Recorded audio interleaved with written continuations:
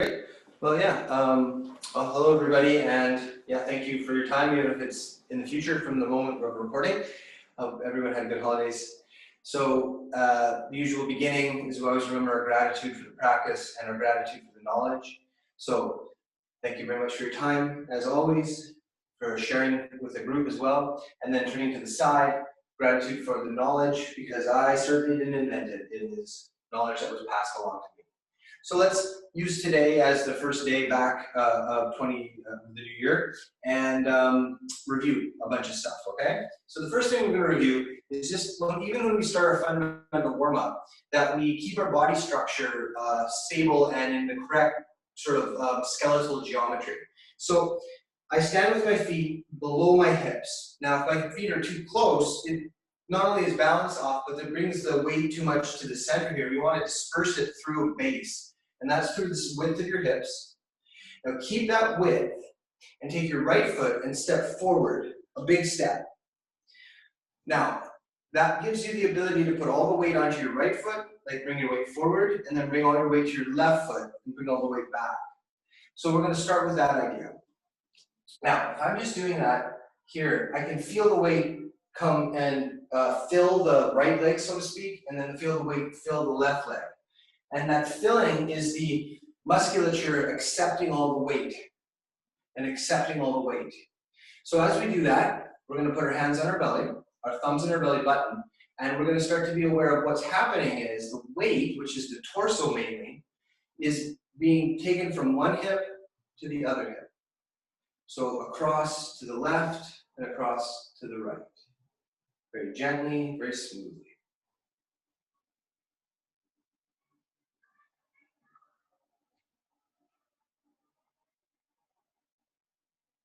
Now, as that's happening, we're breathing, and we're mirroring the concept of yin and yang in our breath, and in our movements, but in our breath particularly. I'm going to breathe in and fill my belly, fill the balloon of my stomach, my diaphragm, as I put all the weight onto my back foot. And then I'm going to breathe out, pushing the air up through my mouth and from my stomach onto my front foot.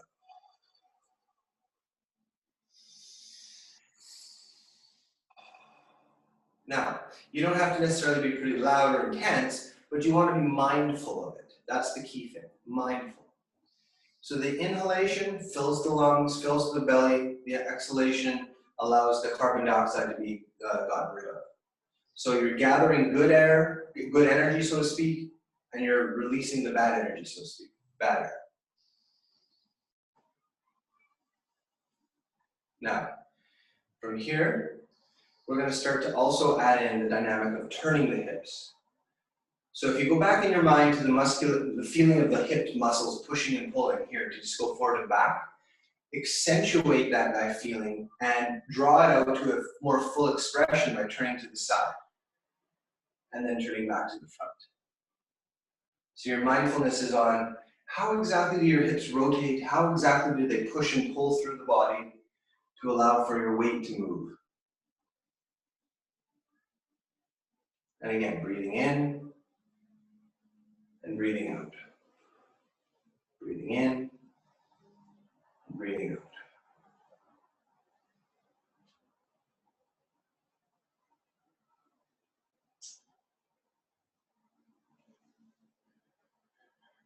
Now, adding on layers of complexity, the left hand, which is the hand that's connected to the back foot, is simply going to rise up to shoulder height, and then as you go forward, reach out.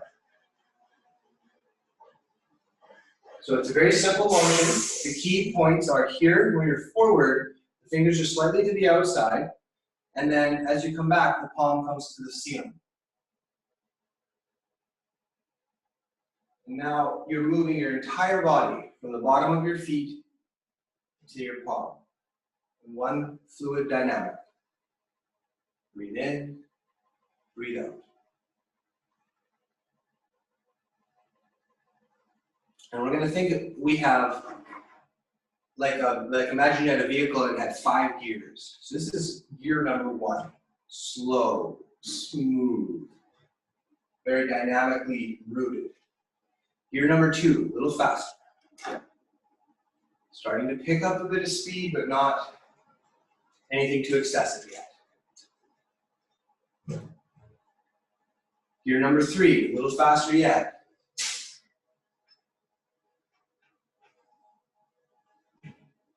Comfortably fast. Sustaining it, it's okay, not pushing your breath too much yet. But then the next one, gear number 4, definitely is pushing into going fast, getting the heart rate up a little.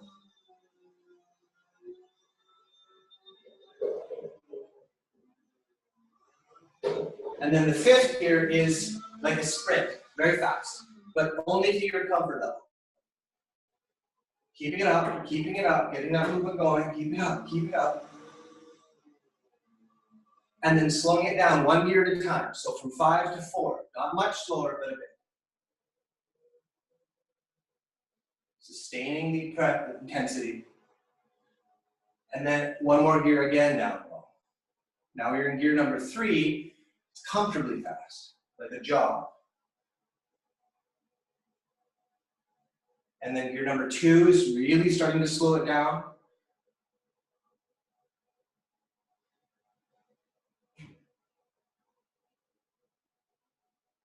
And then gear number 1 is full, deep, mindful, slow breathing.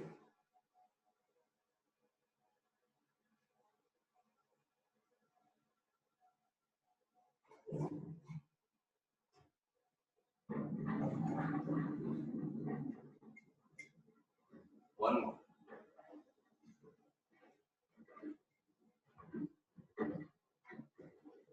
And then from the extension forward, feet together, cleansing breath. Breathe in.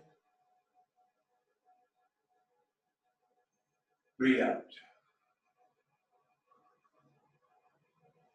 Push down. Around the toes up. And then open and push up.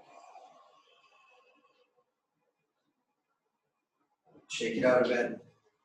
And I'm going to do the same thing on the other side. So again, to just review fundamentals, is I have my feet shoulder width apart. And then I'm going to step with my left foot in this case, a big step. But I'm going to make sure that the width of my feet is still shoulder width. Very, very important part of that stance. I'm going to be aware of my center. And the first thing I'm going to be aware of in the stance is that I can bring my weight to the front. I can bring my weight to the back.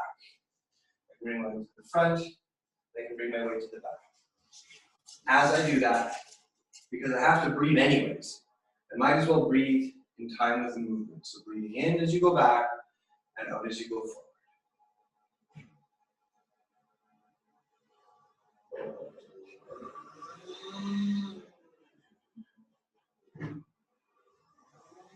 Keep doing that.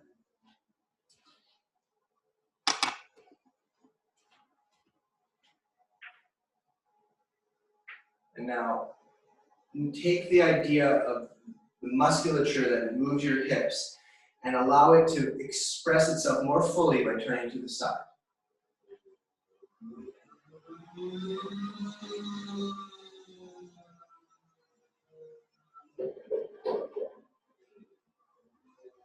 Now, we already did this on the other side, of course, so I don't go through the same amount of details. One of the things I can point out about this is as you come back and you turn, you fill the balloon of your diaphragm, so to speak, and you come back, you want to squeeze the balloon from all sides. Squeeze in from every corner as it to the center.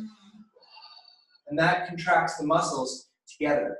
It's a very important part of that breath. So just a couple times like that, sort of feel that out.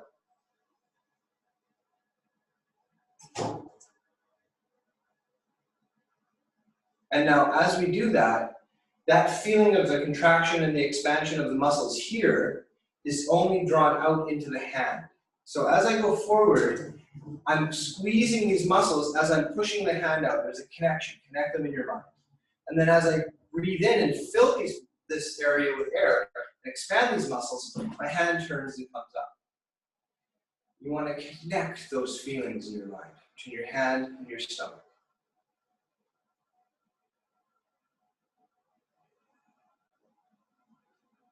So again, we're also going to review the gears. So this is gear number 1. Super slow and mindful. Very careful about all the details.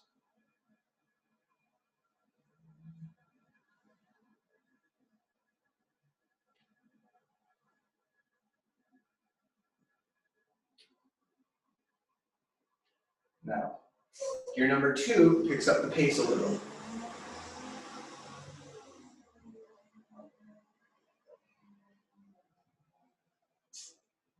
Gear number 3, even more, now you're jogging.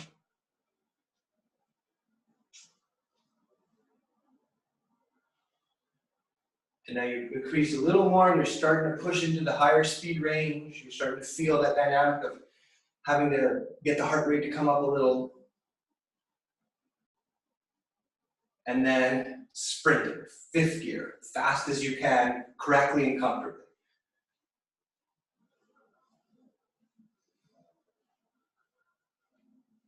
But you gotta go back through the gears in sequence so you control your dynamic, okay? And 4, slow it down a little, but not a lot.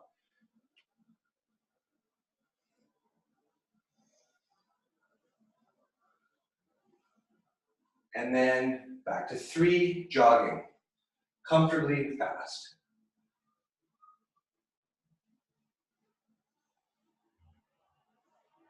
Gear number 2, starting to slow it down, starting to consciously hold it back.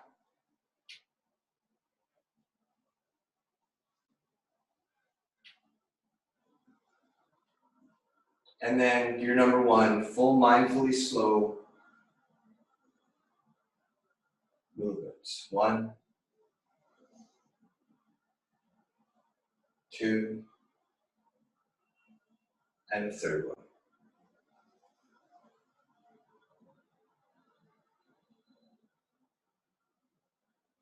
Feet together, breathe in, cleansing breath, one more time.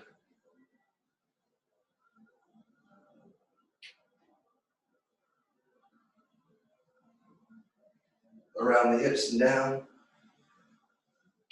around the toes and up. And flip, push back. And then shake it out. Good. All right, so let's get the hips a little more warmed up and the legs. Push your left foot forward again. And now from here, I'll just talk about this first. So from here, I'm just standing naturally, feet are shoulder width apart and relaxed. My hands are holding the down. Now what happens is when I do this is my elbow ends up on the side of my rib, at the bottom of the side of the rib, right? It's not lower than that, and it's not up like that. It's just naturally where it just ends up here, okay? Now from that, I don't want to move my elbow much. I'm going to let it kind of come forward a bit, and I'm going to pick up my hands. And as I do, I end up coming to a point with my elbow when it comes forward where it gets to what I talked about last year with this 1 fist distance from the rib cage here. So it's just a small movement from there to there. You see? That movement really matters in a lot of ways. But what it matters for right now is that from here to here, I've gone from holding the dantian to holding the ball, so to speak, holding the chi, energy, feeling in the hands. This position and this position are connected in this way, where you build the energy and then you pick it up and you hold it here. Okay? So if I have my feet shoulder width apart, my left foot forward, and I picked up that ball, so to speak, I'm holding it. I'm going to work out my legs. I'm going to bring my weight all the way to my front leg. And what that does is it allows me, as long as I keep my back straight, to bring the back foot up, knee up, and then I'm going to push my toe out. So my toe is going right to the front, this way, right? And stretch through my whole body to the tip of my toe. Come back up, step, and then root again, okay? 1.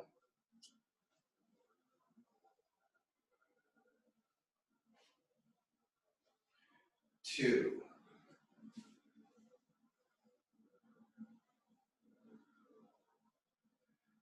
3.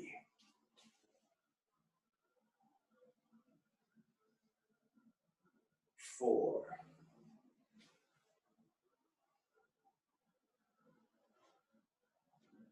5.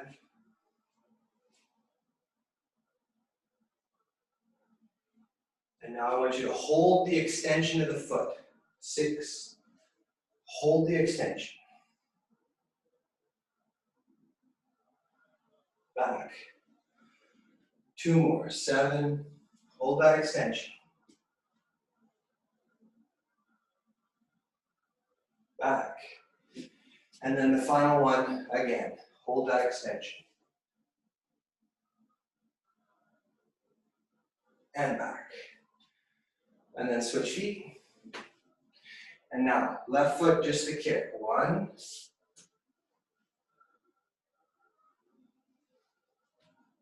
2,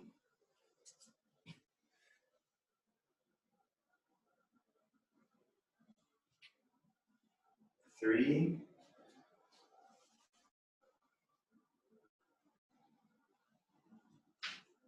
4,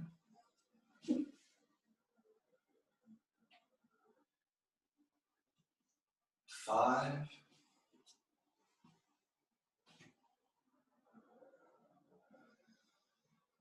and then hold the extension. 1, hold,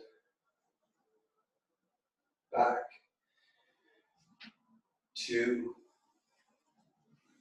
hold, back,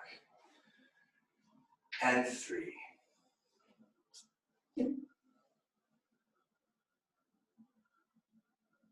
And back. Shake it out. And then stretching and straightening the legs, hands up in front of you. Keep your back straight. 1, 2, 3, 4, 5, 6, 7, 8, 9, 10. And then shake it out.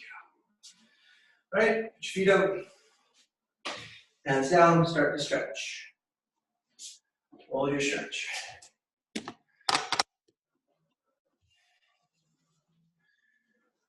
Here, my toes are pointing out to the outside, and I'm pushing my hips down. Side to side.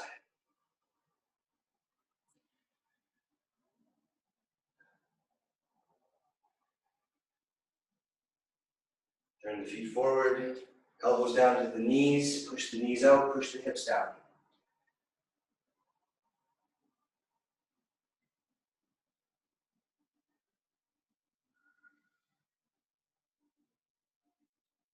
Now from here, put your hands to the floor. And if you can, hopefully you can, walk your hands forward a little bit, stretch your back up. Bring your feet together, shoulder width, push back, and this is in yoga, it's called downward dog. Stretching the back and the hips.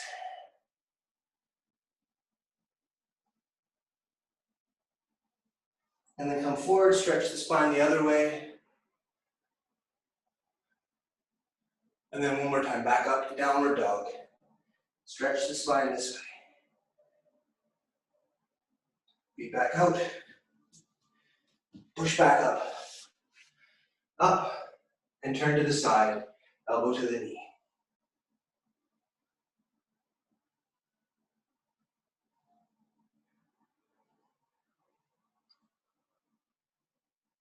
Up, other way.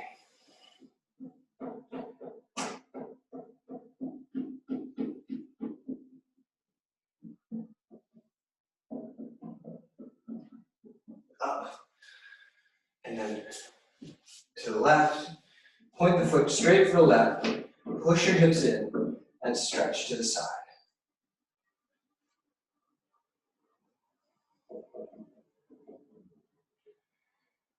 Push in even more. That elbow on the knee.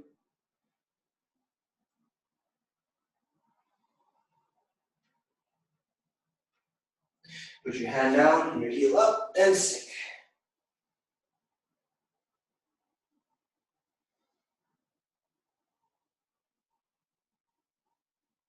And put your back foot down, walk your hands back to your right foot and sink.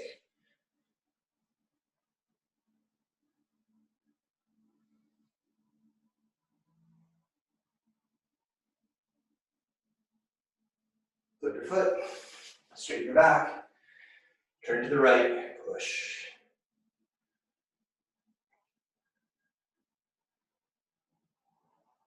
Push in even more.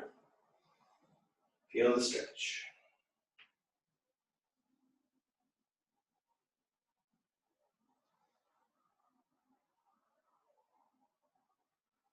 Put your hand down, heel up, let her stretch.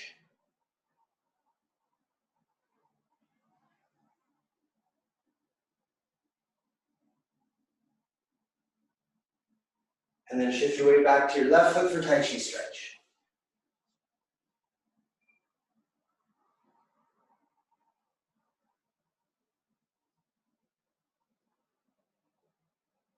And put your hands on the floor, work your feet in. Hang for a moment. Breathe in, straightening the back, hands coming up the back of the legs. Push the hips forward.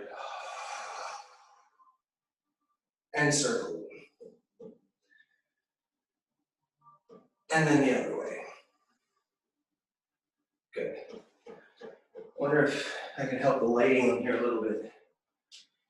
The sunlight always takes away the visual pretty good here. So, a little better. Well, I don't know. It's a weird lighting in this room. Okay. Anyway, from here, put your hands out. And now, gently circle your shoulders forward. Forward.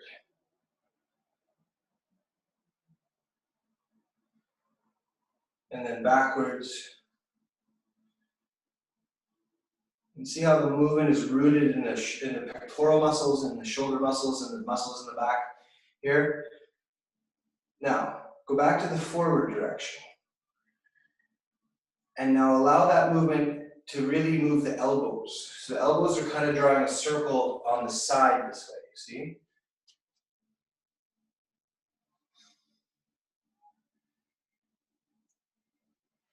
And now the elbows are going to do the circle backwards this way. So they come around here.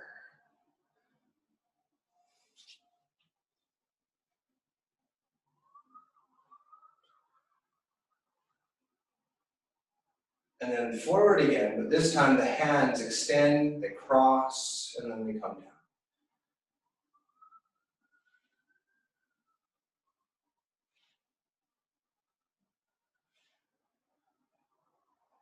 And then backwards. Same idea, crossing at the center, clearing and coming out.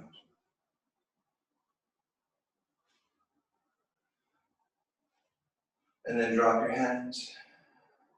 Breathe in, pick up the ball. Smash it on the ground. 1, 2, 3. And then reach for the sky. Look up at your hands. Stretch your fingertips as high as you can. Push from the bottom of your feet through your fingertips onto your tippy toes. Relax your shoulders, relax your back, and just stretch.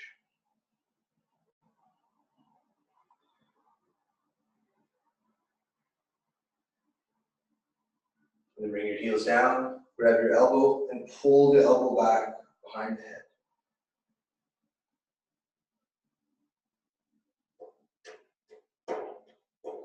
And then switch to the other side, pull the elbow back behind the head.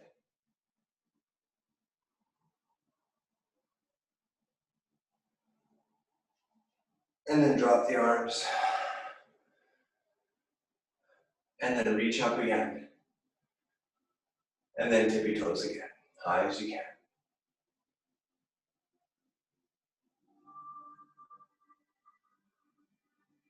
So you're stretching your whole body, bottom of the feet to the tips of the fingers.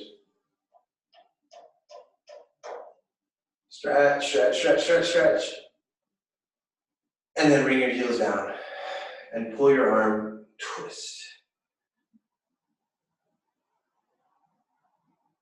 Other way, pull and twist.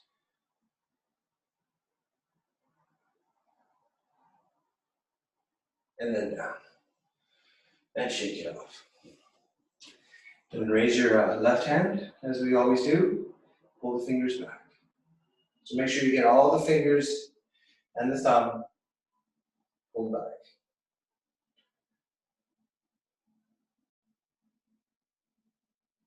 And then come in, bring your hand to your center and twist out.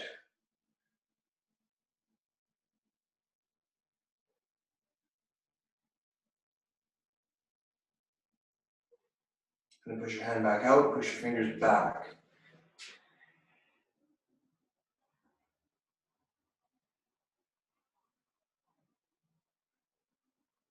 And then come in and bend your wrist down, so you're pushing your hand on top of the knuckles into the elbow. So you're stretching the top of the wrist here. Very important stretch.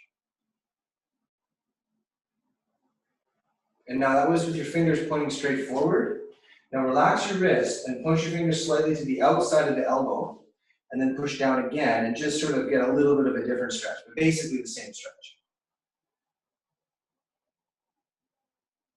And then give that a shake. And then other hand, pull back.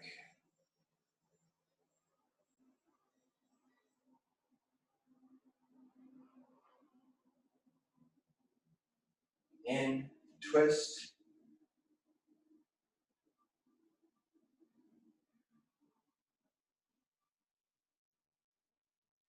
Fingers up and push back.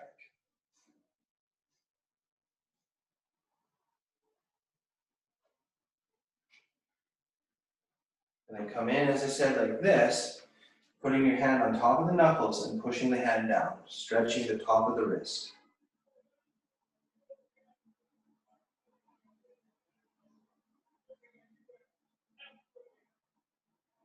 And then relax your wrist, point your fingers to the outside and push down again for a slightly different stretch.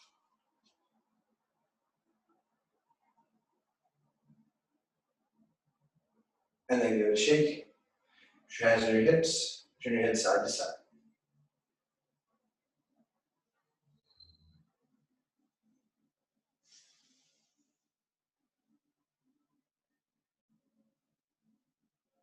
And roll your chin one way, roll your chin the other way, again, and again, and then look forward and look up, then look down, and circle your head. 1, 2, 3, other way. 1, 2, and 3. All right. So, if I remember correctly, this class is getting pretty far into the second set, which is really good. I want to review mainly today. There. I want to review mainly today. So I don't know if I'm going to go much further into the second set so much as I'm going to make sure that everything we've done is sort of just worked, and you guys have any questions, we can deal with them. But I think we started getting to the point where we're taking off the helmet. I'm going to assume that we did, because I remember doing this. I don't know if we actually came to the next move yet. So I think that's where we were. Anyway, let's review the first set to begin, okay? So I'm going to start here. Remember that when you begin the form, I'll go through a few more reviewing things. Okay, so first, before you practice the form, it's good to center your mind and to center your intention for your practice. There's a benefit to physical exercise that occurs no matter what is going on in your mind, in the sense that you could like go for a run and be really stressed out about things, you know, whatever things are going on in your life, but you'll still get a run. You'll still have the blood flush through the system, and your muscles will be worked, and all those things will still be somewhat beneficial. But that's sort of a low-grade benefit. If you really want the exercise you're doing, especially an exercise like Tai Chi, to really manifest its most beneficial elements, you have to engage with it mindfully that way, because what the mind thinks reflects in you know, lots of different physiological elements in the body, the hormone balances, the emotional state, all of these things. And then that is how you grow the practice, right? So when you begin to form, we're going to put our feet our feet together. And so this is the comfortable standing position of the human being, 2 feet, shoulder width apart, tall, looking, and open to the environment.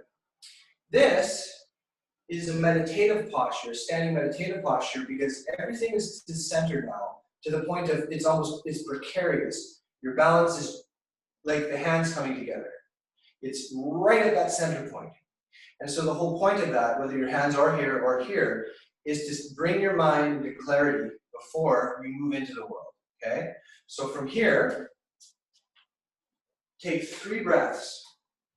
I'm going to call them sighs of relief breath, okay? So I'm going to face the other way when I do this. I'm going to breathe in through my nose. I'm going to fill my stomach. It's going to fill my lungs. And then I'm going to exhale through the entire diaphragm, entire torso region, okay? So breathe in. Hold it for a moment, and then let it all go. Every bit of that, let the weight sink into the feet. And then again, in. And then let it crash.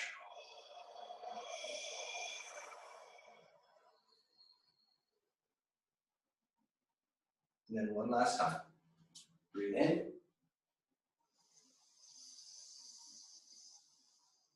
Hold it for a moment, and then let it crash. Now the mind is clear, and you can begin to practice moving, sustaining the clarity of your mind.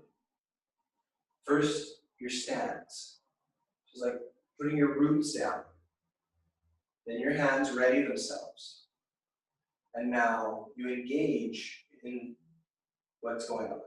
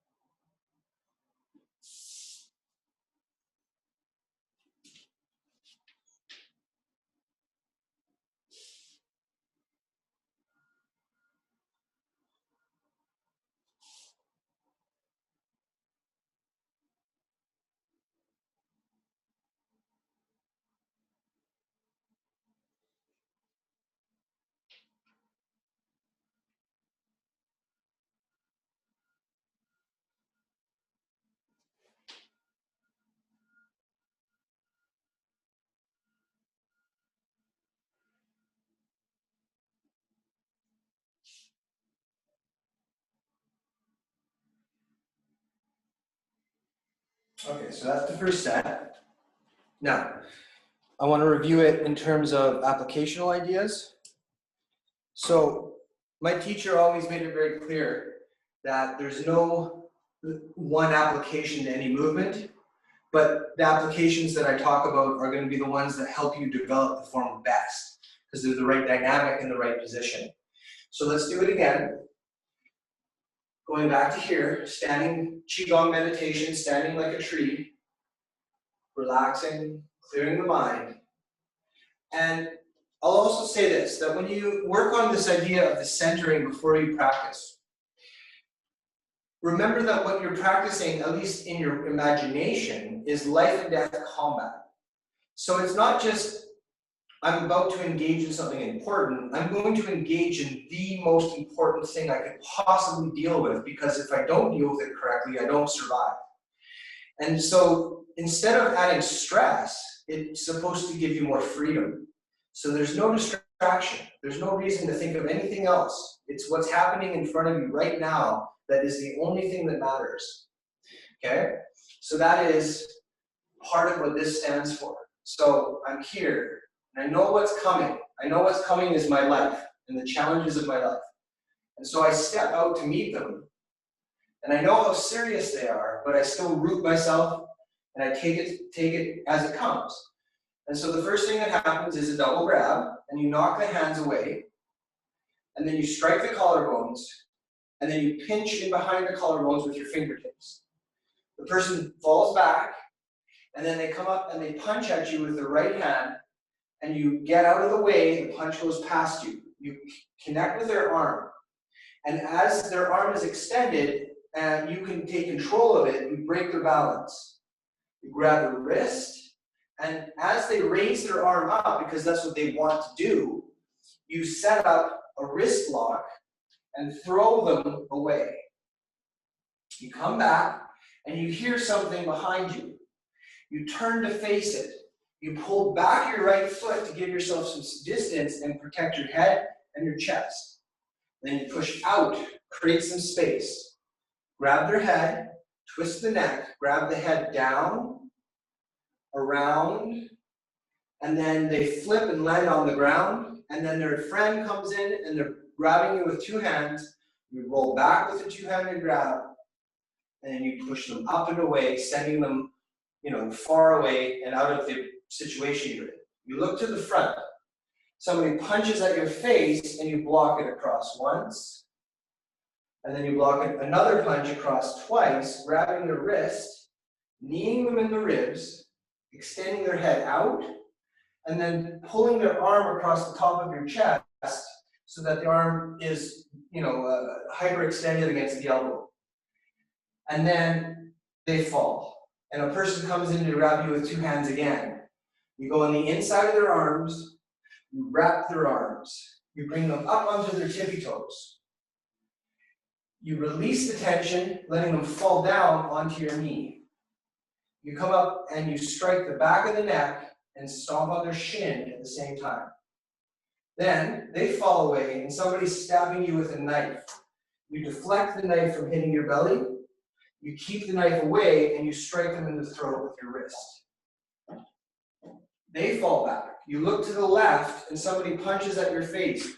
You block with your left hand, and then they punch again, you block with your right hand. You strike the temple with the right hand with the back knuckle. You cup air into the ear with the left hand. And then you clear anything out of the way, step in, and powerfully strike with the palm heel of the right hand. They grab your wrists. You push them up. They push back at you. You let them fall to the side. And then they kick. And you block the kick. And you strike again with the right palm heel. Then they grab your wrist. And you pull them off balance, pushing forward and pushing them away. They grab your wrist again, you pull them off balance on the other side, pushing forward and knocking them away. Then they charge in to grab at you, but you push them back. And then you let them fall to the side again. And now somebody else is in front of you and they punch at your face and you block with your right hand, waving at the crowd. You block the second punch with your left hand. The punch rides up on the outside of the arm, exposes their chest. You strike the chest with the right hand. You strike the temple or the cheekbone with your left palm heel, and then you strike the temple with your right hand hook punch. Then, think about this clearly too. Somebody's kicking at your belly, you drop your hand and you deflect the kick to the outside, and then they punch at your chest and you block with your right hand coming up. And as you do, you expose their knees, stomp on their knee, and then you step, you push forward, create some space, you poke your fingers into the throat, opening up more space, and then you punch with your right hand. They grab both your wrists again, you part the wrist to the outside, break the grip, and push them away. And then you carry the tiger to the mountain. Okay, so it's important to think about not just the movement, but the application, so you understand the dynamics, but also that you engage your visualization. Excuse me. So I want to give you guys 1 minute, I think it'll take about a minute, to do the form yourselves.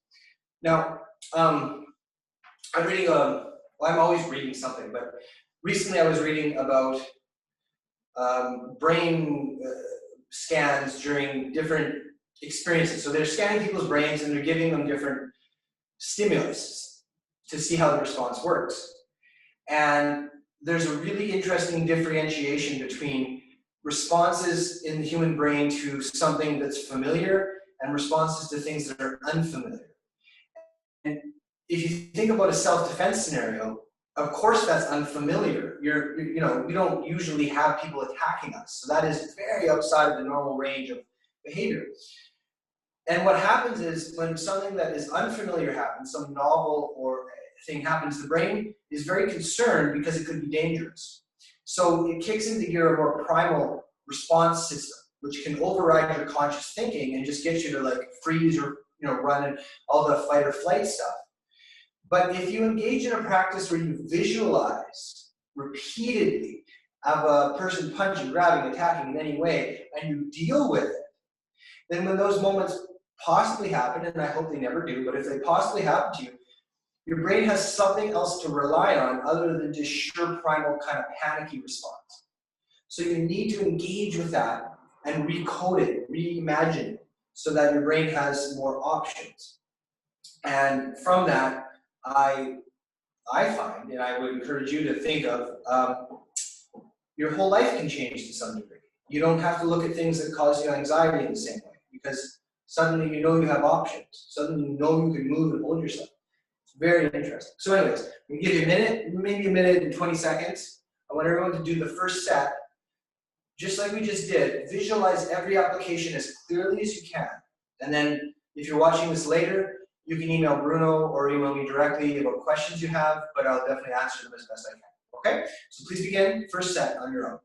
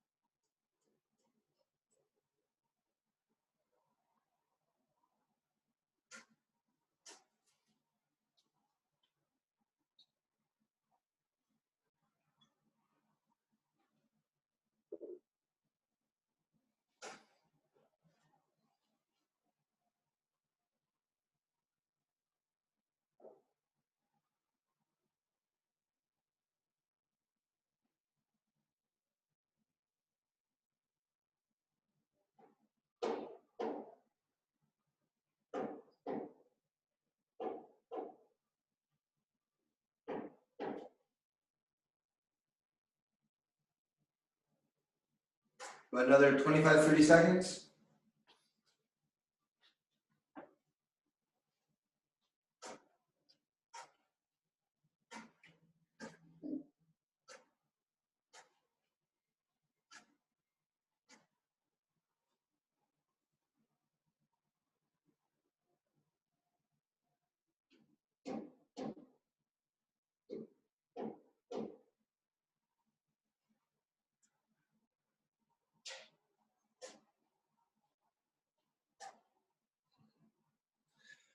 To finish up, I'm sure you must be getting towards the end. Give it about 10 more seconds. 10, 5 more seconds, and finishing up. Okay. So as much as it's easier to follow someone doing it, if you can't reproduce it to some degree, you're not building up the synaptic connections to use it if you need it. Now, obviously, I don't want anyone to have to need it, and I don't want to, make it sound like the world's scarier than it is. It's not. It's just that there's more to it than just that. So, for instance, over the holidays, I did manage to get some time back on Vancouver Island. I didn't get to go see people as much. It's just so weird. But anyway, I went out. I grew up in a place called Duncan, and I have family members in a place called the Cowichan. And if you know where that is, it's sort of the southern west coast-ish part of Vancouver Island. From Lake Cowichan, you can drive to another place called Port Renfrew. And to get there, you go through the Carmana Valley. It's this beautiful valley. There's some old growth and there's some log areas, but it's just a beautiful forest area. And I went up in there for a hike, and it was very snowy at that time because it had snowed on the island. And so when you're hiking in the snow, you really need to have good balance, right? And so all of the dynamics of moving like this, they translate in that way. And so it's just one example that came to my mind is I know that my Tai Chi and my balance work from Tai Chi helps me in those situations. And I think the value of that is more than just like say hiking. It's whatever you do in life, oh, I can have more balance, I can have more strength, I can have more stamina, I can have more focus, I can stay focused for longer. All of those things are improved by this one practice. It's like a meta practice in that way. So let's do the second set. Now, the second set, I also like to point out the idea that if you are in a battlefield, you're dealing with all of these attacks constantly coming at you, there's such a thing actually is called battle fatigue, which if you look at soldiers in the world wars and stuff would feel where they would be just involved in it too long and their minds would get numb to it. And that would be very dangerous because they wouldn't be paying attention in the same way. And you want to watch that in yourself. The Tai Chi form is very long. And so especially when you get to the end of each set and you come to the carry the tiger to the mountain, allow your mind to refresh itself and do it intentionally, not like, oh, it accidentally happened, but I'm intentionally going to take this moment to give myself a sense of renewed effort and renewed focus. Because if you don't do that intentionally in stressful situations, you start to deplete your energy and you start to lose your balance. And you may not even notice it until something catastrophic happens. So instead of that, the practices here say, Tai Chi practice, warrior practice, and martial arts, every chance you get, reset your brain, reset your focus, okay? So from here, I'm carrying the tiger to the mountain, and I'm resetting, feeling renewed and refreshed and ready to take it on another challenge, because the second set's more complicated and longer, so it's a deeper challenge. So here we go. Deeper challenge, I turn to the back, and I catch a sparrow by the tail.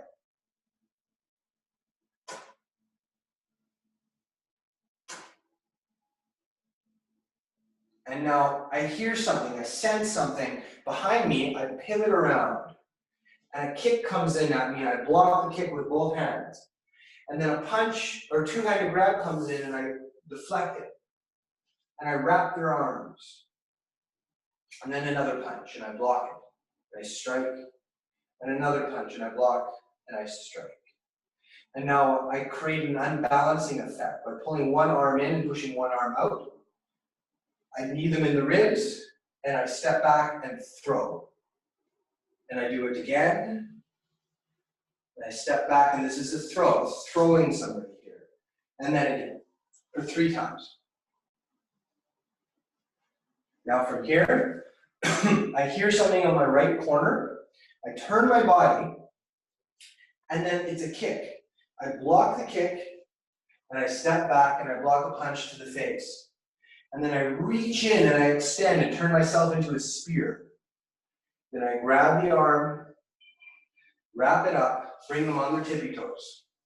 Just like in the first set, but a different position. And then down, and I step back, I bring my hands up, and then I collapse and strike the back of the neck with my hand. There's the knife again, I block it. Keep it away, and strike the throat again. From here, I rock back, I turn, and then there's punch number 1 to the face, punch number 2 for the face, blocking both of them, and then striking the temple with the back of the hand, and then cupping air into the ear, but this time grabbing the head, the back of the head, pulling it forward and down, striking the back of the neck with the right hand. Now, here comes the punch. I knock it down, I weave around it. Here comes the second punch. I weave around that one, turn to the corner. My left foot is in front, my right palm goes to the front. I sink down, put my left hand on the top of my right hand, forearm, and I do a circle once at my solar plexus, twice at my knees, and thrice between the ankles. I come up and I protect my head, and I push away, and then I deflect with my left hand, I bring my right hand down and make a fist, and then I punch, hook punch with my right hand. I believe that's as far as we've gotten to. I don't think we've done any further. Okay, how are we at? Okay, good. So let's do the next move as an introduction to it, and then review that, and that'll be today's class. So we get to the point where I do these circles. Now, when I do these circles, I come up from my left ankle and I protect my head here. And it's really important that you think of protecting yourself in that way. I think I would have mentioned that last when I introduced this movement, but there could be lots of reasons where your head's down for some reason, and somebody's going to take advantage of that and try to strike you. And so you want to have a habit of coming up and protecting yourself, especially your head, as you do that. So I do that, and I protect my head here. I push away, and now my left hand is forward, my right hand is on top. My right hand just falls and comes down and makes a fist. And as that happens, I'm turning my body. My left hand naturally turns because my body's rotating. And you see how my left hand is steering this way? It's a very important block. Anything that's coming at you at that height, you can knock it away like this, right? So you knock it away, and then when you get to here, your right hand is in a fist, you turn your hip back, and you do a hook punch. Hook punch. Now, this is a Tai Chi hook punch, so the thumb is towards the ground. If you were on the street and you had to defend yourself, it could be like this, that's fine. It's just the same movement, it's a slight variation in positioning. But the reason Tai Chi teaches you to do this, well, there's a couple of them, but the one I'm going to introduce is that that sets up a throw. And that's what the next move is a throw. Okay? So if I go to here, right, I've done my hook punch here to the corner, I'm going to bring my right foot to my left and turn and face this direction to the right. Now, as I do that, I'm going to bring my right hand around the back of my head, and then they call this taking off the helmet. Could you imagine if I was wearing a helmet, I grab the back of the helmet and I brought my hand down? You see? So I'll do it again like this. I do my punch, my hook punch. I turn, and I take off the helmet in this direction. Okay? Now, I'm going to do it so that I'm taking off the helmet towards the camera. So that means I do here, and I turn, and as I take off the helmet, my hand's coming down this way. So the back of my hand is coming down like this to the height of my solar plexus. That's a strike here. You see this in like a lot of Kung Fu has movements like this. It's a very common move. So here, it comes down until the height of my solar plexus, where my pinky finger side rotates more towards the ground and then my hand continues to come down. And it skips off the side of my leg this way. So the movement goes like this. Okay? Now let's put that together from here. I turn, and my left hand should be protecting my heart here at this point. My right hand comes down, and it skips off to the side here. Now from here, I'm going to do another hook punch, just like we just did, but standing in cat stance. Here. Okay, so if I'm facing this way, it goes 1, 2. See? Now, this hand is good because it really shows you where your center line is. This should be coming down around the center. This goes to the outside of the body, and then this scoops back into the center. Now, we're not done yet. Now that you have the back of your hand, this surface of the forearm, with your thumb down here, ride that down the center line. And then turn and rotate your thumb towards the ceiling. And then you've seen this in this first set where you pick up the foot at the same time as you do that. Okay, so that's the whole sequence. So let's go back to here. I turn, I take off the helmet, my hand comes down, it deflects to the outside, and then there's a hook punch. It drops straight down again, comes past to the outside of my knee here, scoops, and I bring up my foot, and then I do my kick. And now you've seen this before. Push, poke, punch. Okay? So push, poke, punch, as I call that one, occurs a number of times. It's always the same thing. Now, let's do the movement one more time. I'm here. I turn, and I throw. I skip to the outside and I do a hook punch. I scoop down and then I scoop up and then I kick, push, hook, punch. Okay, so imagine I have, what would be a good explanation for this? I had somebody grabs my wrist here. So it's their right hand, you guys can kind of imagine you're reaching with your right hand and you grab this wrist.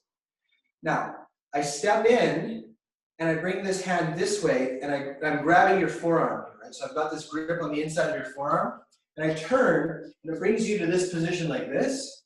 And then I throw, the person gets thrown this way. I don't know if that makes a lot of sense. It's hard to obviously explain it, but that it is one of the throws in that. But the other thing I can do though to make it a bit more, I think it'll be more understandable for you guys, is, okay, 1, 2, and I hook punch. And now I turn to a different direction and the person's reaching to grab me and their hand's extended and I just hit the top of their hand with the back of my knuckle. Bang, right to there, right? So I turn and I take off the helmet for extra power to come straight with the back of my hand right to there, okay? Bang! Now that knocks their hand away, but they're fast and they're well trained, so they try to kick and I block the kick there. So this is going to the inside of the leg to knock that kick away. So I block 1, 2, and then I go and I try to punch them here. Now that alone is a really fantastic sequence. 1, 2, and then move in. It works really well.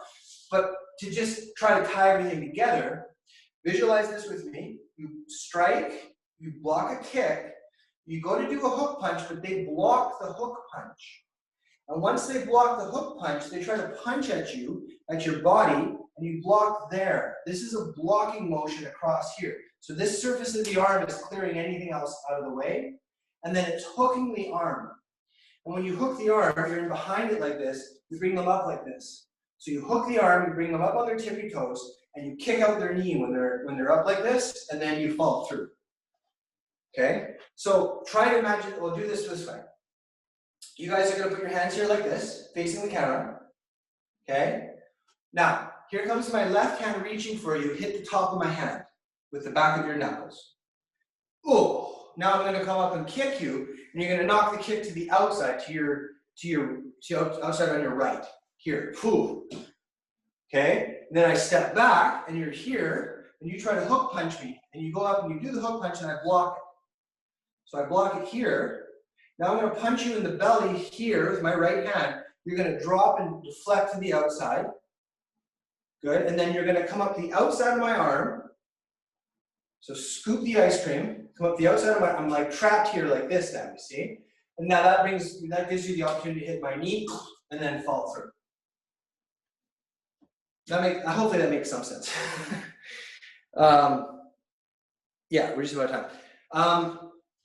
If you guys want, if you go on YouTube and type in Aikido or Jiu-Jitsu and look up a term called Shiho Nage, you'll see this throw expressed a little differently, but it's the same throw. And it's easier to find that than Tai Chi application of it because it's quite rare. But Shiho Nage, S-H-I-H-O, Nage is N-A-G-E, okay? Anyway, we'll review that more in time. That's today's class. Thank you very much. Good to see you. Happy New Year.